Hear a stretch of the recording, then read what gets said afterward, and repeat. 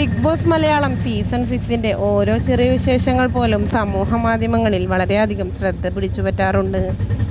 കഴിഞ്ഞ കുറച്ച് ദിവസങ്ങളായി വളരെയധികം വിമർശനങ്ങളാണ് ബിഗ് ബോസിന് നേരെ വന്നുകൊണ്ടിരിക്കുന്നത്.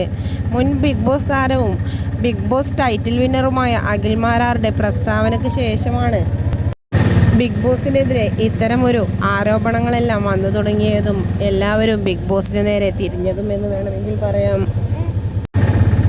ഇപ്പോഴിതാ ഈ വരുന്ന ആഴ്ചയിലാണ് ബിഗ് ബോസിൽ BB ഹോട്ടൽ ടാസ്ക് നടക്കുന്നത്.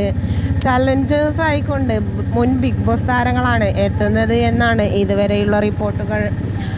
സാബുമോനാണ് വരുന്നത് എന്നാണ് ഇതുവരെയും ആളുകൾ പറഞ്ഞിരുന്നത്. ഇപ്പോഴിതാ മണിക്കുട്ടനും ദിൽഷയുമാണ് നാളെ കയറാൻ പോകുന്നത് എന്നാണ് ബിഗ് ബോസിൻ്റെ ഫാൻ പേജസ് ഒന്നടങ്കം വ്യക്തമാക്കുന്നത്.